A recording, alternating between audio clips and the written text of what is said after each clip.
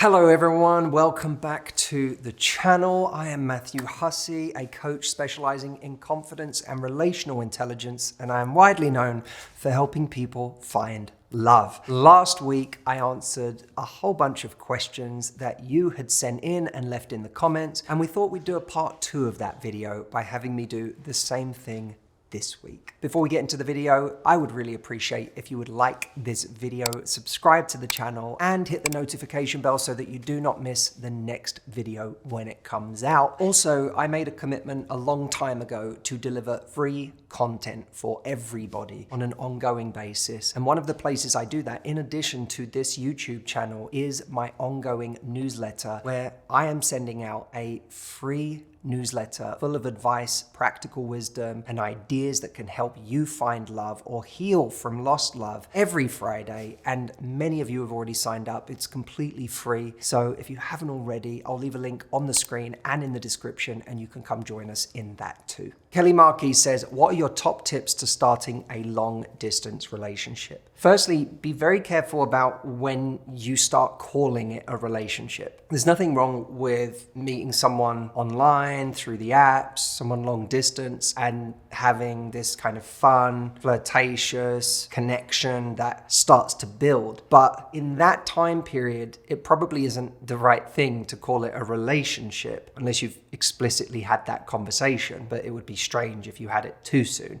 Could even be a red flag if someone is saying that to you too soon. But after a certain period, when you have that desire to start calling it a relationship, don't let the desire turn into a reality in your mind that you're now in a relationship when the two of you have never actually had that conversation. Because I've, over the years, watched many hundreds of people give to this situation like it's a relationship, be exclusive, give time, give energy, give effort, make trips, when the other person is not behaving like they're in a relationship at all. And they never really had that conversation. It just became this assumption. I would start, if you feel you're in a relationship, I would start by having the conversation so that you're both on the same terms. Hey, do we both feel the same way? For me to continue giving to this, it would have to be on the basis that we're really giving this a try as a relationship and that it's an exclusive one. And once you've set the ground rules for that, okay, both of you have said yes to that, now you're in a long distance relationship. And at that point, it becomes a kind of, how do we navigate the difficulty of something that feels wholly unnatural, which is we're trying to have an intimate relationship at a geographical distance. Well, firstly, there has to be a time on the horizon where you know you're going to see each other. You've got to have something to look forward to. And as the relationship progresses, I would argue that there needs to be some kind of a vision for how you're going to solve that issue in a sustainable way. You know, what does this look like in a year, in 2 years? Are we actually going to be in the same place? That doesn't have to happen on day one, but there does gradually start to have to be a vision for, you know, how does this problem get solved? Otherwise, we're in a relationship where neither of us are actually taking on the reality that we haven't solved it, and maybe we haven't solved it because neither one of us is actually willing to do what it takes to permanently solve this situation. In the meantime, when you're trying to navigate it, I would say mixing up the energy that we bring to the table. It's very easy for us to say, I am long distance, so the kind of energy I give when I'm in the same room as someone, especially romantically, is off the table. Instead, I'm just gonna do what I can do, which is have very long, in-depth conversations. But if you think of any relationship where all it is one note of very long, in-depth conversations, eventually it's going to get boring. It's going to get stale. It's going to feel staid. So we have to mix up our energy. Are you being flirtatious? Are you still bringing your sexuality to the table? Obviously in ways that feel safe to you. You know, sending nudes and things like that represents real challenges and risks when it comes to potentially breaking up with someone or someone you can't trust. So that's a whole different subject. But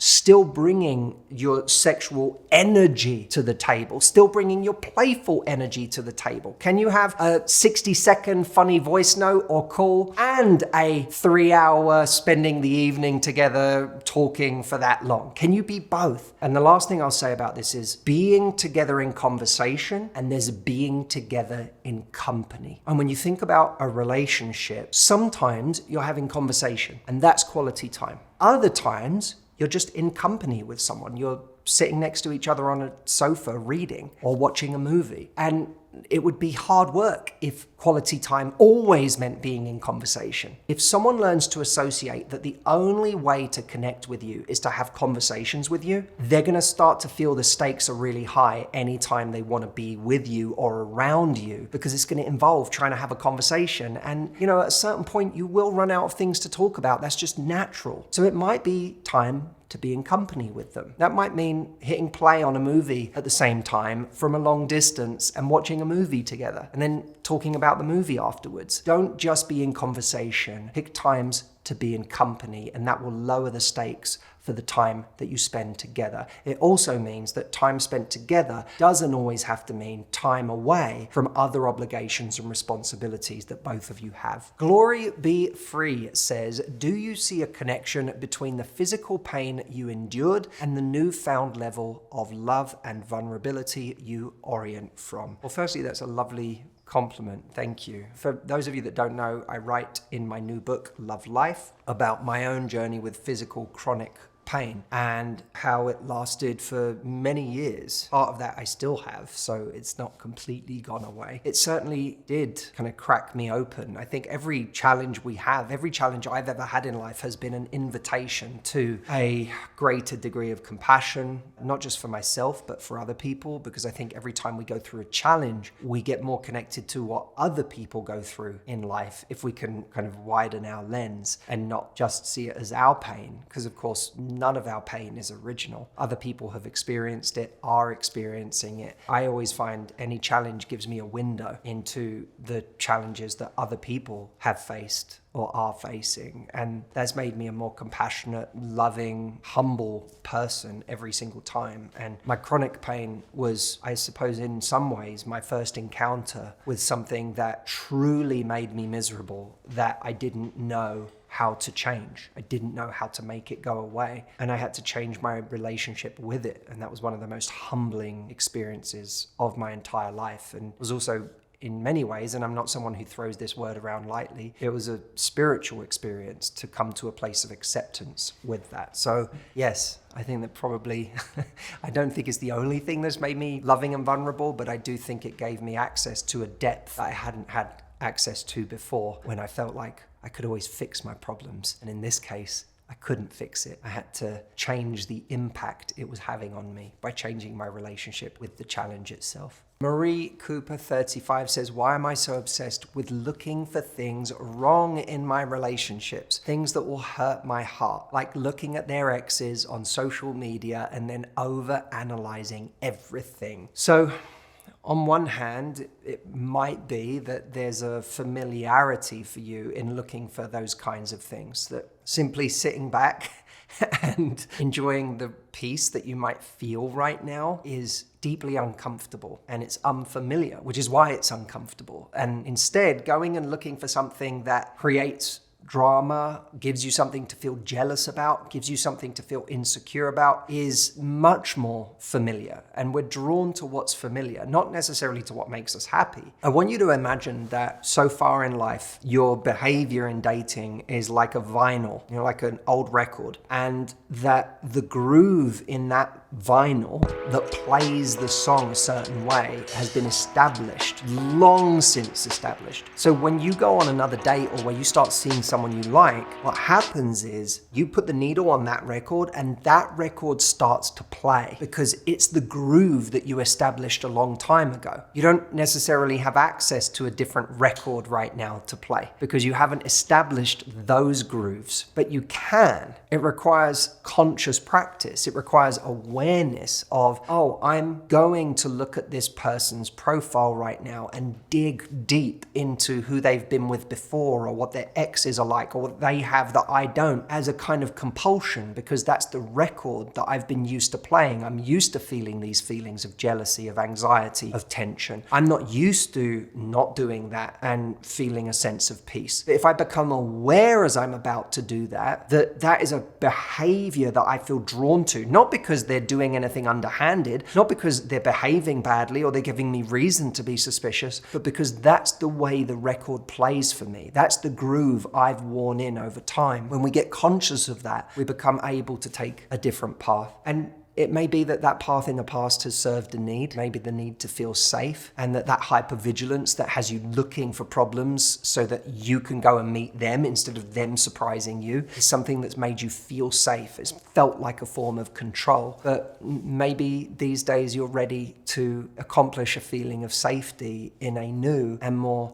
productive way. For example, in just having trust in yourself that if anything were to come to light that would reveal this person wasn't a good partner, you would be able to walk away. That you don't need to anticipate every problem. You just need to show up as the best version of you and pay attention to the present and to what you're actually seeing from this person, not trying to anticipate everything they could be or do in the future. Grizzle 101 says, would love to hear more tips and advice for dating in our 40s and 50s. Everything seems to be targeted towards the younger generation. Why is it so hard to find love again? And what can we do to become our best self to attract a partner? Look, I have always maintained that the things that I say are applicable at every age. I don't think that, even when I'm talking about things that, like flirting, often people think, oh, you're talking to younger people there. But of course, what makes us attractive at any age is the ability to both be sincere, but also be playful, the ability to be flirtatious, to not lose that energy. So I would challenge you to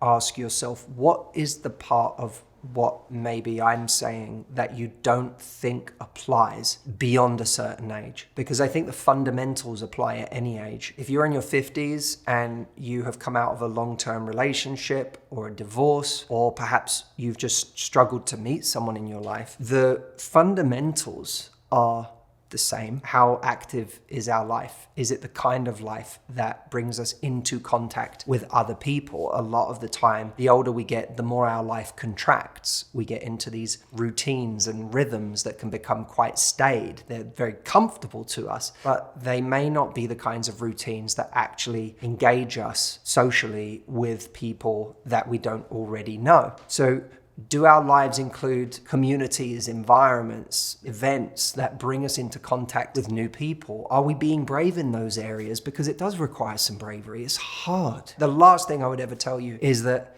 it's easy, because the reality is many people do experience feeling more invisible, feeling like they don't have nearly the same amount of attention that they had at a different stage of their life. I think for that reason, we have to find ways of enjoying the process, because otherwise we'll never do the things that bring us into contact with opportunity. What are the activities that I might like to do regardless of whether I meet someone, but by doing those activities, I might actually meet someone? What are the ways I could engineer my life to build myself into more and new communities that I could meet new single friends. I could meet different types of people than maybe I've encountered in the past. Not over relying on only one thing like a dating app. It's very tempting to get into the comfort of a dating app, but then it can be very demoralizing when we find we're not getting matches, or the kinds of people that are matching with us are people that are sleazy, or they're not our type of person, or scamming us, which is very common these days. It could be extremely demoralizing, which is why I say you can do those things, but don't make it your only source of new people in your life. That's what we do, again, from a place of comfort and not actually putting ourselves out there in the real world. I do empathize with what you're feeling and what you're going through. It's hard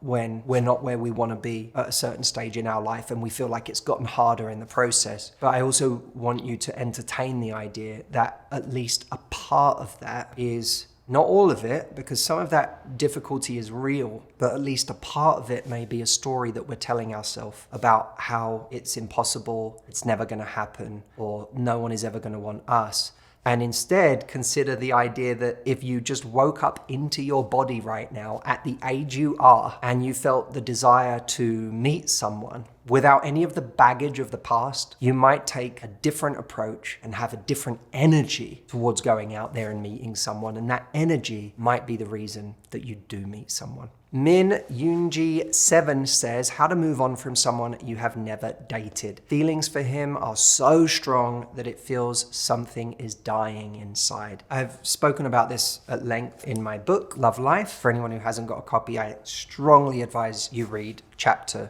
2. 2, How to Tell Love Stories, because in it I talk about the value that we're placing often on the wrong things. That a real relationship is so much more than the story that we invent about how important a person is. I have a much more backwards looking approach for relationships than forwards looking. In other words, a forward looking approach is look at all the potential for this person. Look at all the potential for how happy they would make me. Look at what we could be together. And that is by definition a projection of a future that does not exist. So we could be right, I guess, but we're only right if that future that we have anticipated actually happens. If it doesn't happen, then we were wrong about how important this person was. Whereas a backwards looking approach is saying, look at how extraordinary this person is who is in my life, all the ways they have shown up for me. Look at what we've built together.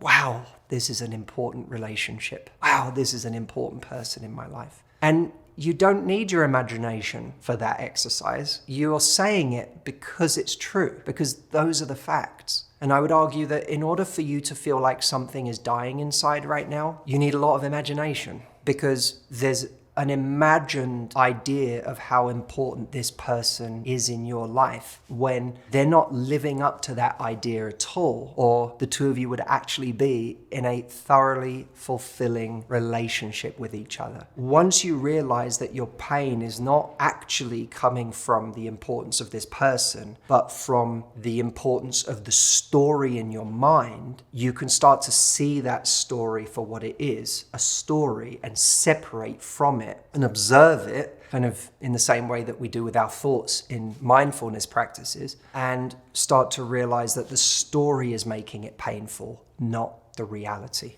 Anna says, why a guy was telling me from the beginning he wants something serious with me, and after 2.5 months, all of a sudden he said he is not ready for a relationship. Well, there could be many reasons for that. Maybe he got overexcited in the beginning and couldn't back it up. It might be that he himself got excited about the possibility of a relationship, but the reality of a relationship was something that he wasn't really ready for, in which case, after 2.5 months, he did you a giant favor, because it's better that you learn that 2.5 months in than a year in. That's the case for a lot of people, is that they get excited in the beginning. Especially it's a sign of real immaturity. It can also be a sign of manipulation, of course, that's, telling someone I want something serious even when I don't, because I just want to get something from you. But it can also be a sign of immaturity. Oh my God, I feel so strongly. I've never felt like this, or I haven't felt like this in such a long time. You make me feel amazing. I want something serious with you. Especially if he felt like you would only be into him if he wanted something serious, and maybe he felt you pull away a little bit and he was like, no,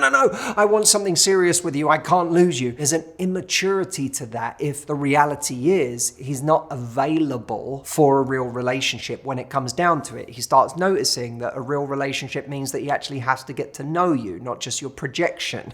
He has to be known. He has to actually share more about himself instead of just being the heroic version of himself. When someone who is immature about love and isn't ready for an actual relationship, just the feeling of a relationship, they may initially get excited, and then when those things start presenting themselves, when having a relationship actually requires a few calories, all of a sudden they get completely overwhelmed by the reality of a relationship. And it sounds like 2.5 months in, either he had been in manipulation mode, or he had been very immature about his version of love or his idea of love, and he couldn't then back that up when a reality of a relationship presented itself. The other alternative is that during those 2.5 months, he discovered that it wasn't right for him for whatever reason. That doesn't mean it's anything to do with you. It can be many, many reasons something isn't right for someone that aren't to do with you, and that it was easier to tell you that it turns out he wasn't ready for a relationship than to tell you that he didn't want a relationship with you. The important thing for you to realize is that someone has made clear their intentions. All you need to do is